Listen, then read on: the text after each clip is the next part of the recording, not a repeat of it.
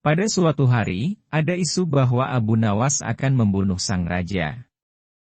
Dengan kekuasaan yang absolut, Baginda Raja memerintahkan prajurit-prajuritnya menangkap dan menyeret Abu Nawas untuk dijebloskan ke penjara. Pada saat itu, Abu Nawas sedang bekerja di ladang karena musim tanam kentang akan tiba. Ketika para prajurit kerajaan tiba, ia sedang mencangkul. Dan tanpa alasan yang jelas mereka langsung menyeret Abu Nawas sesuai dengan perintah Baginda Raja. Abu Nawas tidak berkutik, kini ia mendekam di dalam penjara. Beberapa hari lagi kentang-kentang itu harus ditanam. Sedangkan istrinya tidak cukup kuat untuk melakukan pencangkulan. Abu Nawas tahu bahwa tetangga-tetangganya tidak akan bersedia membantu istrinya. Sebab mereka juga sibuk dengan pekerjaan mereka masing-masing. Tidak ada yang bisa dilakukan di dalam penjara, kecuali mencari jalan keluar. Seperti biasa, Abu Nawas tidak bisa tidur dan tidak enak makan, ia hanya makan sedikit. Sudah 2 hari ia meringkuk di dalam penjara. Wajahnya murung. Hari ketiga Abu Nawas memanggil seorang pengawal. "Bisakah aku minta tolong kepadamu?" kata Abu Nawas membuka pembicaraan. "Apa itu?" kata pengawal itu tanpa gairah. "Aku ingin pinjam pensil dan selembar kertas. Aku ingin menulis surat untuk istriku. Aku harus menyampaikan sebuah rahasia penting yang hanya boleh diketahui oleh istriku saja." Pengawal itu berpikir sejenak lalu pergi meninggalkan Abu Nawas. Ternyata, pengawal itu menghadap Baginda Raja untuk melapor. Mendengar laporan dari pengawal, Baginda segera menyediakan apa yang diminta Abu Nawas. Dalam hati, Baginda bergumam, mungkin kali ini ia bisa mengalahkan Abu Nawas. Abu Nawas menulis surat yang berbunyi, "Wahai istriku, janganlah engkau sekali-kali menggali ladang kita, karena aku menyembunyikan harta karun dan senjata di situ.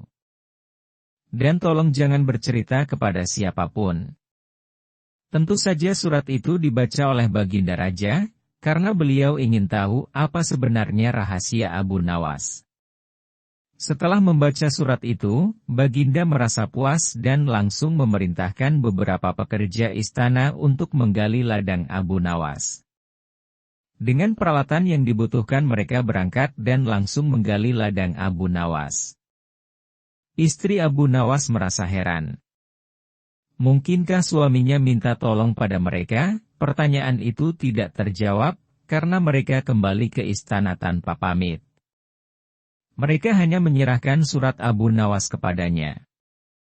5 hari kemudian, Abu Nawas menerima surat dari istrinya. Surat itu berbunyi, "Mungkin suratmu dibaca sebelum diserahkan kepadaku. Karena beberapa pekerja istana datang ke sini 2 hari yang lalu, mereka menggali seluruh ladang kita. Lalu apa yang harus kukerjakan sekarang?" Rupanya istrinya Abu Nawas belum mengerti muslihat suaminya. Tetapi dengan bijaksana Abu Nawas membalas, "Sekarang engkau bisa menanam kentang di ladang, tanpa harus menggali, wahai istriku." Kali ini Baginda tidak bersedia membaca surat Abu Nawas lagi. Baginda makin mengakui keluarbiasaan akal Abu Nawas. Bahkan, di dalam penjara pun Abu Nawas masih bisa melakukan pencangkulan. Abu Nawas masih mendekam di penjara. Namun begitu, Abu Nawas masih bisa menyelesaikan pekerjaannya dengan memakai tangan orang lain. Baginda berpikir sejenak. Kemudian beliau segera memerintahkan sipir penjara untuk membebaskan Abu Nawas. Baginda Raja tidak ingin menanggung risiko yang lebih buruk. Karena akal Abu Nawas tidak bisa ditebak. Bahkan, di dalam penjara pun Abu Nawas masih sanggup menyusahkan orang. Keputusan yang dibuat Baginda Raja untuk melepaskan Abu Nawas memang sangat tepat. Karena, bila sampai Abu Nawas bertambah sakit hati, maka tidak mustahil kesusahan yang akan ditimbulkan akan semakin gawat.